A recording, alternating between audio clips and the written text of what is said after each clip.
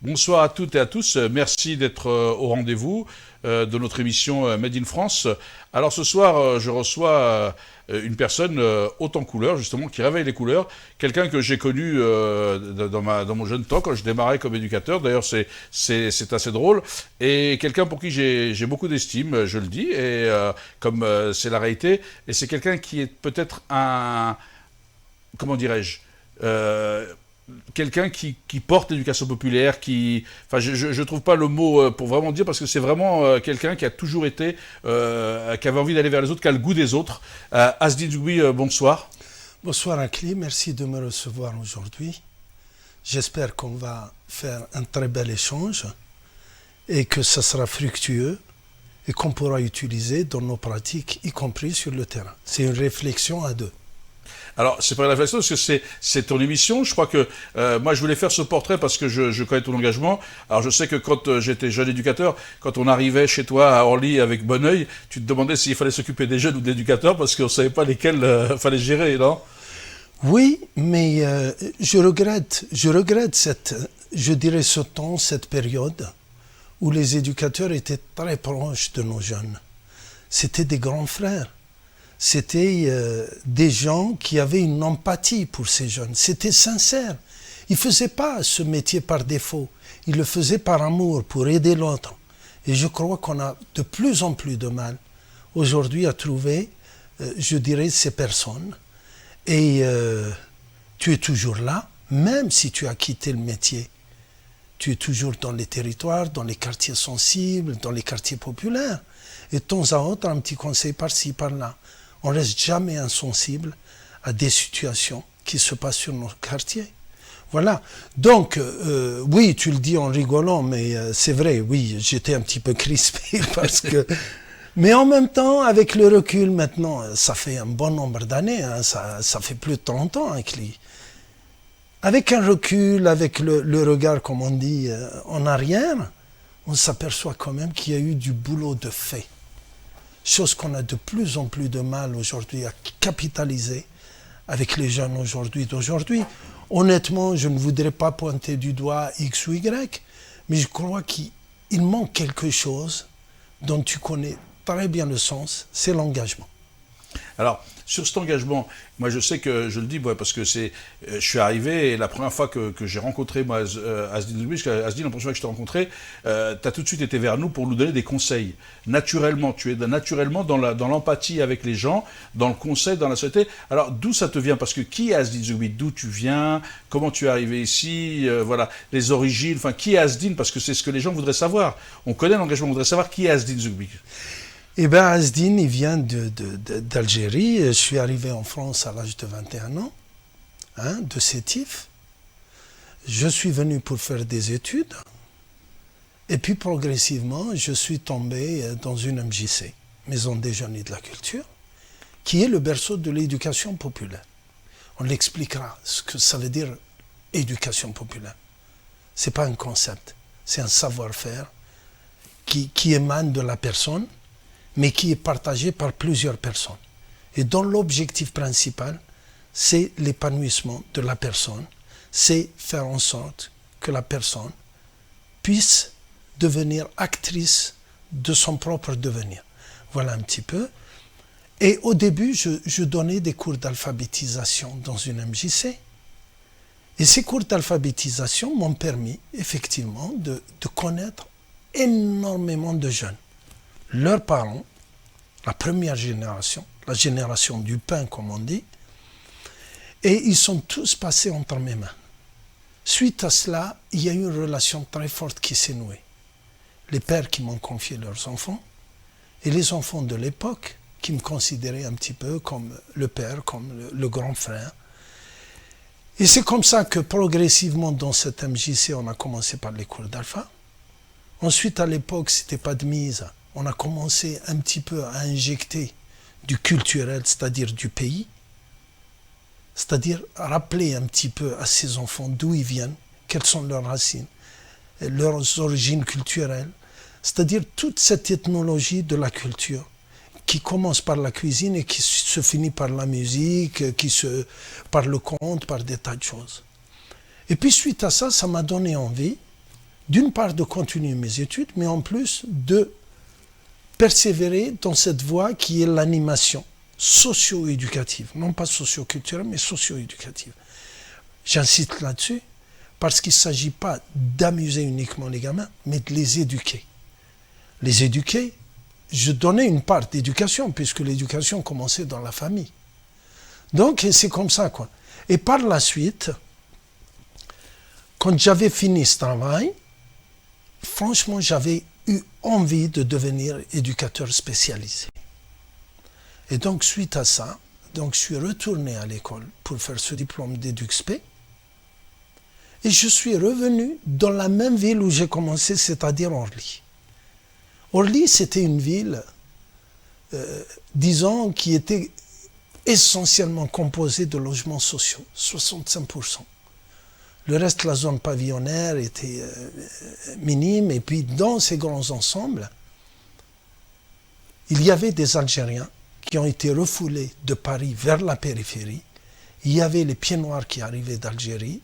Il y avait des Polonais, il y avait des Portugais, il y avait, au début, c'est-à-dire toutes les composantes de l'immigration, des Italiens qu'on appelait les Rital, etc.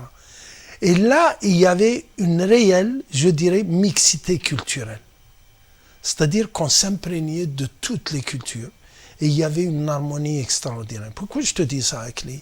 Parce que ce n'est plus le cas aujourd'hui. Excuse-moi, même si je te mets dans l'embarras, les bailleurs sociaux ne font pas leur boulot. C'est-à-dire qu'ils ghettoisent aujourd'hui les gens par ethnie, par nationalité, par ceci, par cela. Et il y a des zones qu'on appelle le petit Bamako, il y a d'autres zones qu'on appelle le Maghreb, il y a d'autres zones. Parce que les gens n'ont pas le choix de leur habitat. Juste une parenthèse par rapport à ça. Pourquoi je te parle de cette époque? Parce que on avait fait vraiment du très bon travail d'accompagnement, les stages d'insertion, l'accompagnement des toxicomanes par exemple, la recherche emploi. C'était le début des missions locales. Donc, on avait cette capacité à prendre le jeune dans sa globalité. Logement, formation, accompagnement, travail, etc.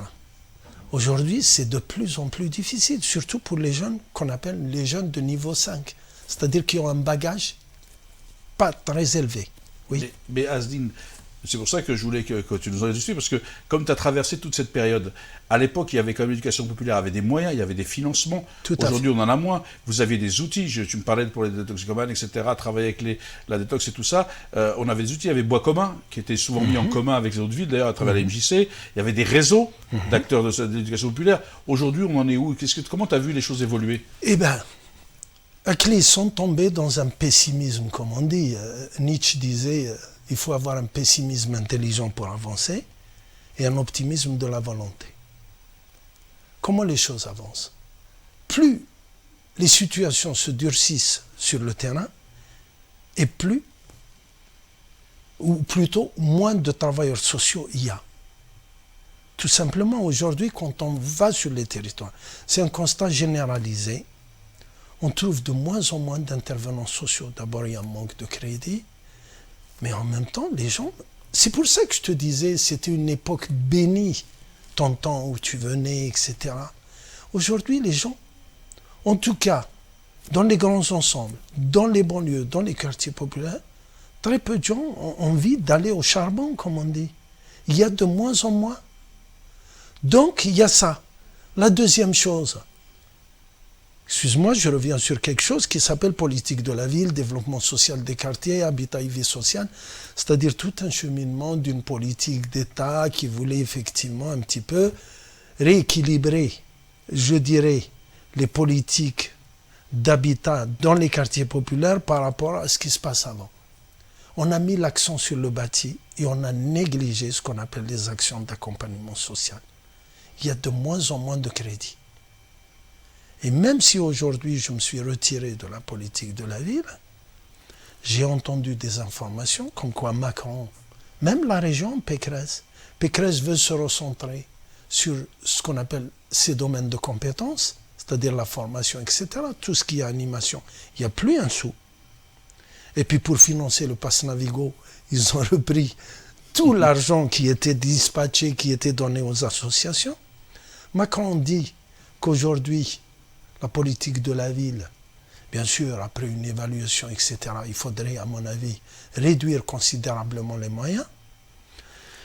Et puis, il y a aussi autre chose, c'est-à-dire que les mœurs dans les quartiers ont évolué à tel point qu'on a toujours 2 trains de retard, nous, travailleurs sociaux, par rapport aux jeunes. C'est-à-dire qu'on a du mal, effectivement, à anticiper, à avoir cette anticipation pour faire des choses. D'où, Akli, j'en arrive à ça, c'est pour ça qu'il y a 20 ans, au lieu de rester dans ce marasme, en tout cas à mon niveau et sur la ville où je bossais, j'ai mis en place ce qu'on appelle des actions de solidarité à l'international. Pourquoi? Sortir le jeune de son environnement, l'emmener ailleurs, très loin, quelquefois dans son pays, parce qu'il y a une proximité affective qui fait qu'il y a une évolution foudroyante au niveau du jeune. Et puis, faire des chantiers, les mettre en contact avec les populations locales, pour qu'ils prennent conscience de leur situation en France et en même temps de la situation là-bas. Et pendant 20 ans, on a sillonné des tas de pays, c'est-à-dire l'Algérie, il y a eu la Palestine, il y a eu l'Afrique, Sénégal. On a emmené des jeunes d'Orly à Madagascar. C'est très loin, Madagascar. Et je vais te raconter une anecdote. Ils ont été à Madagascar, on a construit une école. Donc pour les enfants, puisque Madagascar est devenu une destination de tourisme, entre guillemets, sexuel, et qu'il fallait éduquer, donner cette éducation aux enfants pour échapper à ce fléau. Et quand tu es arrivé à Madagascar, tu sais ce qui est extraordinaire dans la solidarité internationale? C'est que tu t'aperçois finalement qu'il y avait 2 pays, des ex-colonies de la France, l'Algérie et Madagascar. Et ensuite, il y a eu 2 massacres, entre guillemets. Celui de 47 à Madagascar et celui de 45 à Sétif. Et tu avais la France au milieu. Et à partir de là, à partir de cette histoire, on s'est mis à 3 pour reconstruire la paix, entre guillemets. C'est-à-dire ériger une école, donner tout ce qu'il y a de plus important, comme disait Danton, même plus important que le pain, c'est l'éducation, et en même temps permettre à des enfants d'avoir une école et de ne pas faire 20 km pour aller à pied pour aller dans une autre école. Ça, oui, je t'en prie. Non, Asdine, je sais que là-dessus, parce que c'est vrai que quand tu disais, moi je sais qu'il n'y a pas un jeune ou une personne à Orly qui ne connaît pas Asdine. Tu es une figure d'Orly, tonton Asdine, tout le monde connaît. Et le travail, on sait que tu l'as fait. D'ailleurs, tu as essaimé parce que tu as fait ce travail d'éducation. C'est-à-dire que tu as permis à des jeunes de créer leur propre association, d'être aujourd'hui des acteurs de leur vie à Orly. Et on peut en citer, Hamid et d'autres. Mais est-ce que tu ne crois pas que la solidarité internationale nous a oublié aussi la solidarité de proximité, celle du voisin, celle du terrain? Parce qu'on va y venir aussi. Tu fais collectif enfants d'Algérie. C'est formidable que tu poses cette question. Akli, sincèrement. C'est une réflexion, c'est une question que je me suis posée. Bien entendu, tu as raison, la solidarité de proximité est importante. Mais il fallait, dans un premier temps, par rapport à des jeunes qu'on considérait comme des galériens, entre guillemets, dans leur cité, qui se levaient à 10 heures, il fallait un déclencheur. Et ce déclencheur, c'était la proximité affective avec le pays d'origine.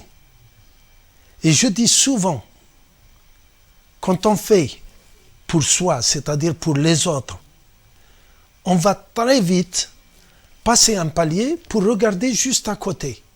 Et on a commencé par ça. Mais aujourd'hui, on revient à cette proximité affective, proximité de solidarité pour, effectivement, dans les quartiers, pour aider, pour faire... Et je te dis, là, actuellement, des jeunes sont investis, ils n'ont pas besoin d'aller au bout du monde pour faire des actions en direction aujourd'hui, tu sais très bien, les nouvelles migrations, les Syriens, on travaille sur un...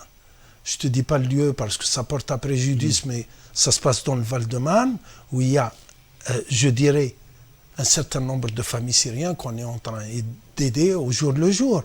Il y a ça. Mais en même temps, on a fait des actions aussi, des maraudes, comme on dit.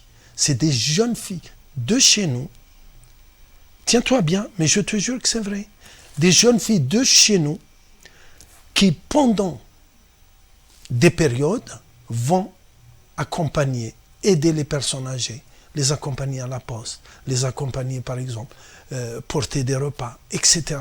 Ça se fait aussi.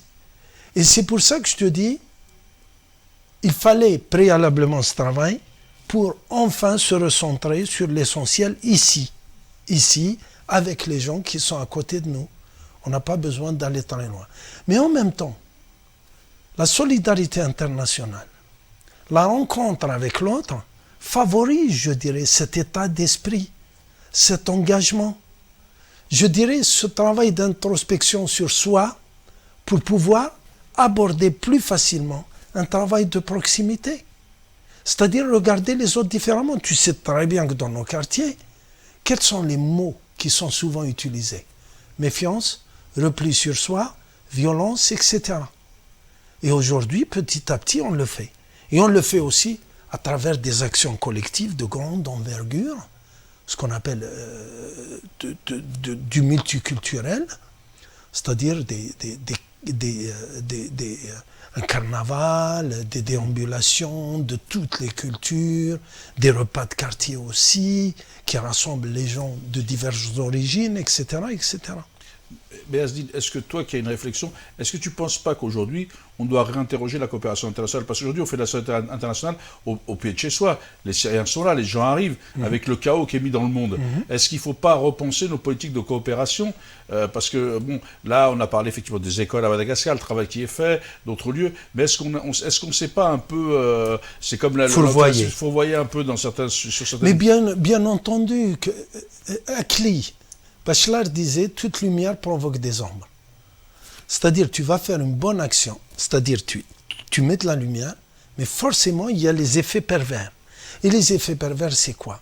Si ce n'est pas encadré, toi-même, tu as utilisé éducation populaire. S'il n'y a pas cette réflexion préalable, ben on risque de faire n'importe quoi. La solidarité, elle peut être la meilleure comme elle peut être la pire des choses. Je vais te donner 2 exemples. Si tu ne prépares pas ton action, tu vas faire plus de mal ailleurs que de bien. Je te donne 2 exemples. Le premier, c'était à Borny, il y a quelques années. En Kabylie. En grande Kabylie, voilà. On s'est mis d'accord avec l'association, c'était une association qui s'appelait Tagmat, pour construire un réfectoire et un dortoir afin de permettre aux enfants de ne pas faire 4 allers-retours entre la maison, aller manger, revenir et repartir. Donc, construire ça, ça veut dire leur permettre de se reposer, de faire une petite sieste et de manger dans le réfectoire et de ne faire qu'un aller le matin et un retour le soir. Et quand on arrive, on nous parle de climatiseur, de ceci. Si réellement on n'avait pas cette compétence, je dirais, en termes d'éducation populaire, si effectivement on était arrivé comme des gens, entre guillemets, ayant une attitude néocolonialiste, paternaliste, etc., on aurait cédé. Mais c'est là où ça devient intéressant. Ce qui devient intéressant, c'est la co-construction avec les gens. C'est le débat, y compris s'il fallait aller au conflit, on serait allé au conflit. Et on a gueulé, on a négocié, et finalement, on a obtenu gain de cause. Parce que c'est ce qui a été décidé au début. Je te raconte une deuxième anecdote, celle-là, elle est beaucoup plus loin. Quand il y a eu le tsunami, le collectif, mon association, tu vois, tu parlais tout à l'heure de valeurs, en termes de réciprocité, on avait reçu énormément pendant la fameuse décennie là, du terrorisme, etc. Je me souviens, oui, des cathos, des athées, des religieux, tout le monde nous a aidés. Et donc, à un moment, on a été sollicité par une association tamoule qui nous ont dit « Est-ce que vous pouvez nous aider, puisque vous avez l'expérience de construction d'écoles, de construire une école en Inde du Sud, dans un village de pêcheurs qui a été complètement engloutis par la vague du tsunami. Et donc, on a dit OK. Et à cette époque-là, c'est ce que tu disais par rapport à la solidarité internationale. C'est-à-dire que durant cette période de tsunami, il y a eu tellement d'argent qu'on a fait tout et n'importe quoi. Et les petites associations comme la nôtre, qui de jour en jour, collectant 1 euro par-ci, 1 euro par-là, on vendait un verre de thé, on vendait un gâteau, on organisait un gala. On est parti en Inde avec nos 24 000 euros pour construire 4 classes. Et donc en arrivant, alors que c'était décidé, tout, le terrain offert par les villageois, nivelé, et nous, c'était à nous de construire l'école. Et quand tu arrives, c'est aussi la perversion de la solidarité internationale. Ah ben, le contrat initial n'était plus respecté. C'est-à-dire qu'il y avait un conducteur de travaux qui voulait être payé, il y avait les paysans qui voulaient être payés, les matériaux de construction qui ont triplé, je dirais, leur prix a quasiment triplé. On arrive et on dit, qu'est-ce que c'est que ça? C'est-à-dire que nous, Algériens, on vient de loin, on s'est décarcassé, on a abandonné nos familles pour venir ici, faire quelque chose pour vos enfants. Et vous nous dites, vous voulez être payés? Mais qu'est-ce que vous voulez faire pour vos enfants? Eh bien, moi, je repars avec l'argent. Et là aussi, il y a eu un débat. Parce qu'il faut qu'il y ait une prise de conscience par rapport à ça. Et après 4 heures de palabres, OK, on a topé et ils ont accepté de le faire, d'être nos partenaires sans demander quoi que ce soit. Et je t'assure qu'on a construit une très belle école. Il est resté de l'argent. On a fait construire le mobilier scolaire là-bas sur place. Et ce qui est resté, on l'a donné à une association à Pondichéry pour financer des latrines et des douches pour des enfants orphelins. Tout ça, c'est l'éducation populaire. Et si tu n'as pas ces fondements, eh ben tu es perdu. Et je vois énormément d'étudiants qui vont aller, on distribue un stylo et après on ne revient pas, etc. Non, non, c'est pas ça la solidarité. Et d'ailleurs, j'en termine juste à clé, excuse-moi. Il y a eu un très beau bouquin qui a été écrit par un Africain qui disait « Si aujourd'hui, on ne donnait aucun centime à l'Afrique, elle ne se porterait pas plus mal qu'elle ne l'est. Pourquoi? Parce que tout l'argent est détourné.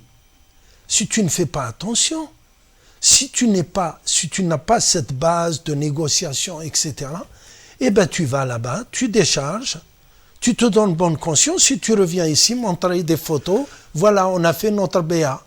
Mais ce que tu dis, Asdine, je relève parce que je voulais t'interrompre, parce que sur ce que tu dis, c'est important, parce que tu es en train de revenir à ce que c'est l'essentiel.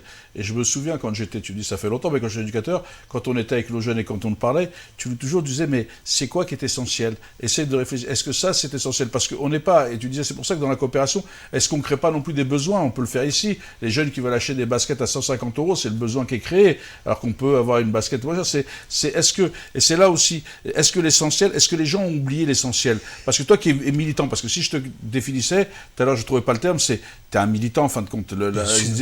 C'est le militant, c'est-à-dire que là tu as arrêté de travailler à Orly, tu étais chef de projet, parce que tu as autre chose, il faut qu'on ne l'a pas dit, je ne l'ai pas dit, donc comme tu ne l'as pas dit, tu es chef de projet, tu as été éducateur, tu as arrêté de travailler, mais tu continues à militer, tu es président d'association. Aujourd'hui tu t'occupes de Syriens qui sont en difficulté, d'ailleurs ceux qui veulent aider peuvent prendre contact avec l'association collective Enfants d'Algérie pour t'aider, pour les travaux qu'il y a à faire, et on va en parler, on va essayer de soutenir pour avancer.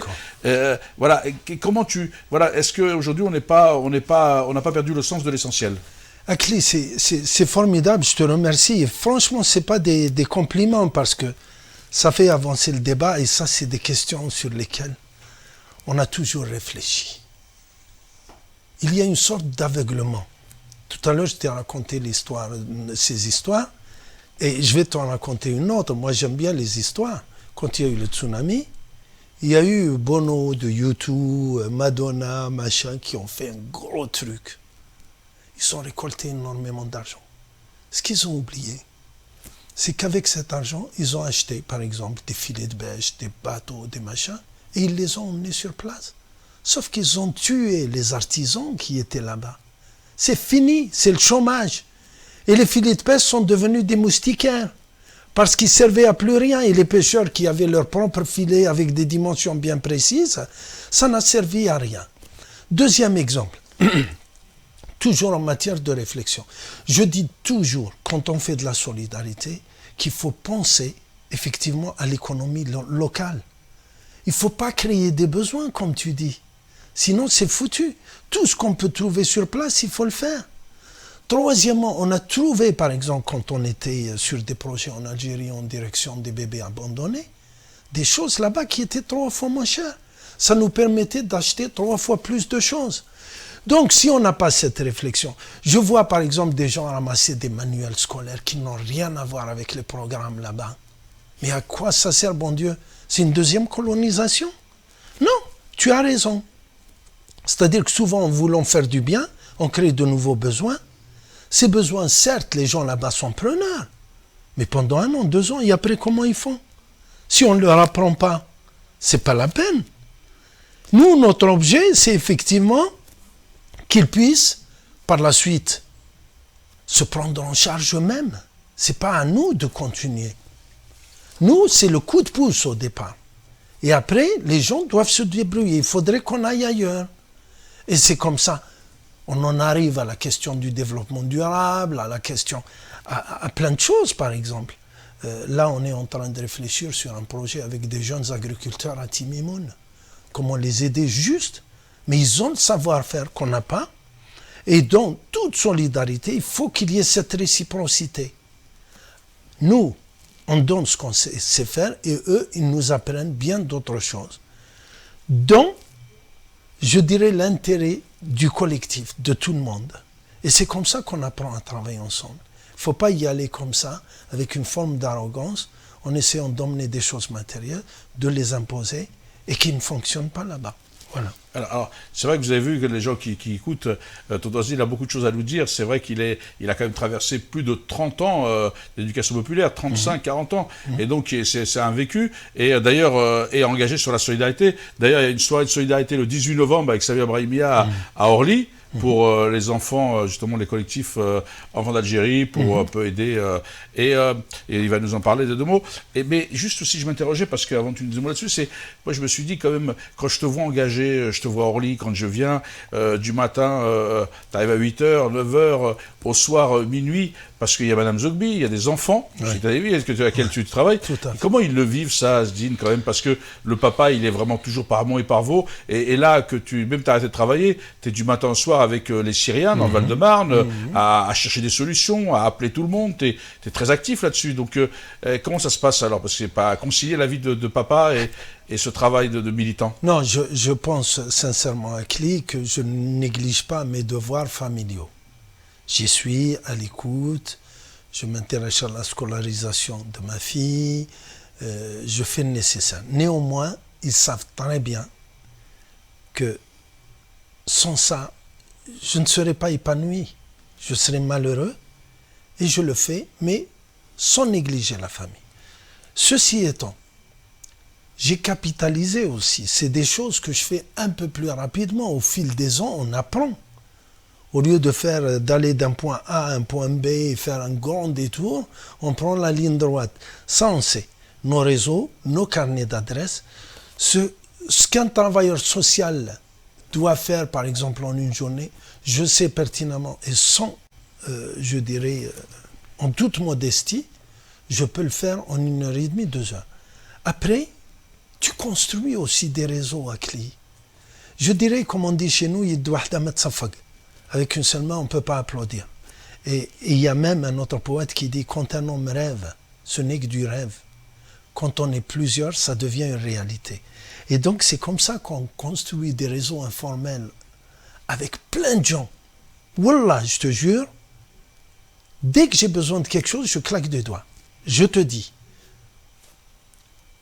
pendant le Ramadan dernier, j'ai fait une soirée conte dans un quartier d'Orly. Et je vois débouler 2 familles syriennes qui voulaient dormir dans le squat. C'était pour moi impossible. Et en même temps, tout seul, je ne pouvais rien faire. Donc tout de suite, j'ai lancé un appel, 2 ou 3 coups de fil.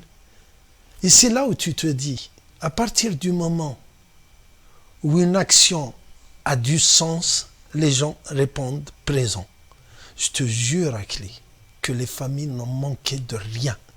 Et dans le soir même, on a eu assez d'argent pour les héberger pendant 1 semaine. Après, les gens ont su ils nous ont encore redonné de l'argent avec lequel on a payé l'hôtel, ce qui leur a permis de souffler, de se reconstituer, de reprendre des forces pendant 2 semaines dans cet hôtel. Et après, ils sont partis rejoindre leur communauté. Ça, c'est ce qu'on appelle du réseau, c'est ce qu'on appelle de la crédibilité, c'est ce qu'on appelle de la réciprocité à Cli. Je reviens toujours à cette question. Moi, je ne peux rien faire sans les gens. Et je disais, tout ce que j'ai appris, c'est grâce à la population. Et tout mon savoir vient de la population. Et sans eux, je ne serais rien. Ça, c'est la première. La deuxième, quand tu aides des jeunes, et tu le fais jusqu'au bout. Je te donne un exemple. J'ai autour de moi des tas de gens. Tu as parlé d'Hamid, je peux te parler de Kerry James, je peux te parler de Farid, je peux te parler de X. Mais je ne les avais pas cités parce que Farid qui a été éducateur avec toi, enfin, on en a plein, c'est pour ça que voilà. je suis Torli, quoi, il y en a beaucoup. Voilà, voilà. Dès que j'ai un truc, j'appelle et tout de suite, il y a une mobilisation. Et en même temps, tu me diras, oui, mais Asdine, quand même, heureusement, tu as passé 38 ans à Orly, donc ça aurait été dommage de te retrouver. Farid, tu l'as eu jeune, Kerry, tu l'as eu jeune, Hamid, tu les as tous eu jeunes. C'est vrai. C'est les bébés, si je peux utiliser un terme, moi je les appelle souvent les bébés Asdine. Oui, c'est les bébés de l'éducation populaire, plutôt. Regarde Kerry, par exemple, Kerry James, en l'occurrence, on a travaillé ensemble quand il était petit. Il venait à la MJC, il rappait, on échangeait, il trouvait ce lieu extraordinaire.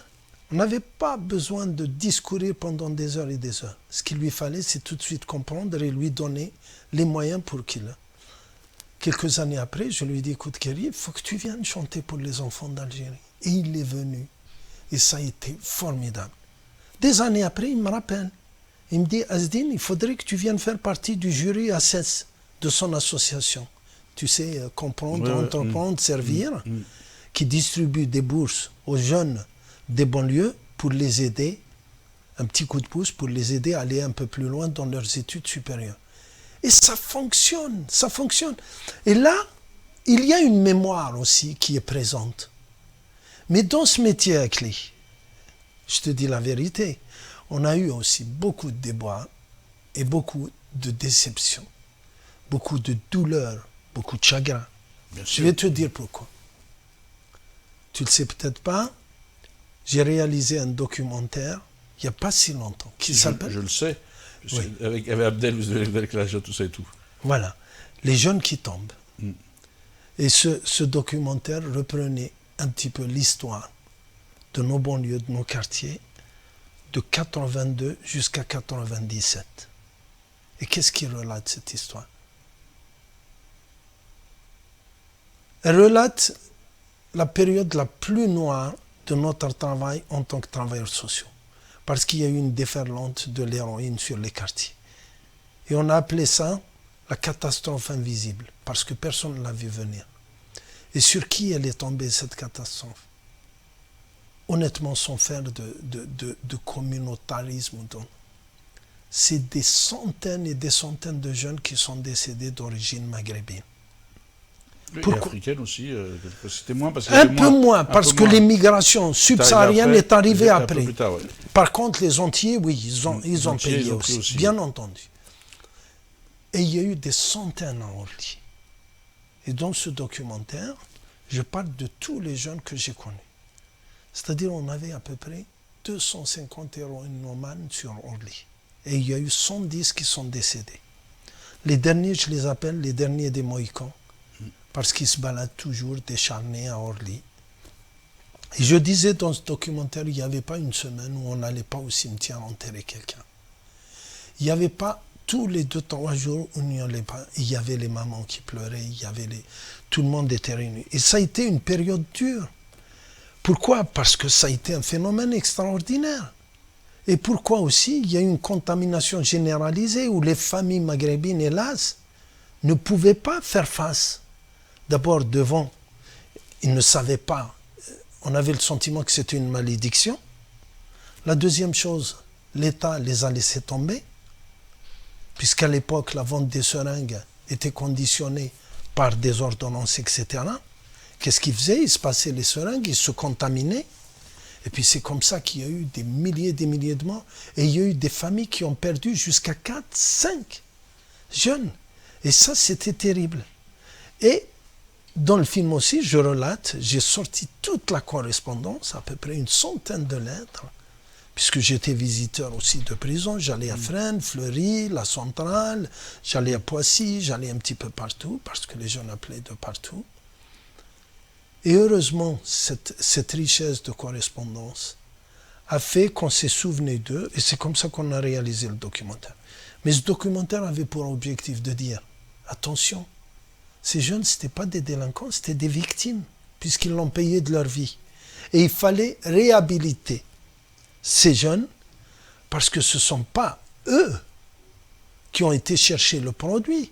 Il est arrivé, comme ça, dans les banlieues, à un moment où ils étaient en situation de fragilité, pour certains apporter l'histoire de leurs parents, qui était quelquefois difficile, avec des parents quelquefois qui étaient en dépression, parce qu'ils sont changés de pays, etc., les mamans. Et puis c'était des fratries nombreuses. Et là, hélas, on ne peut pas regarder que les succès, mais on a eu beaucoup d'échecs. Et de ces échecs, on a beaucoup appris aussi. Puisque par la suite, il y a eu une commission toxicomanie, il y a eu de la prévention, mais hélas, on n'a pas pu éviter cette catastrophe.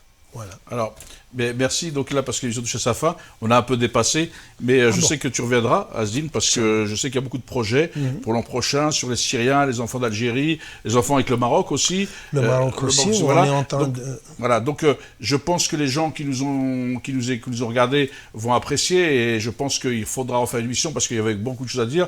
En tous les cas, merci Asdine d'être venu. Merci à toi, Akli, de me recevoir. Et donc, on fera une émission pour reparler de solidarité. N'oubliez pas le 18 novembre à Orly. Donc, moi, je vous souhaite une bonne soirée et on se retrouve la semaine prochaine avec un nouvel invité. Bonsoir à toutes et à tous. Bonsoir.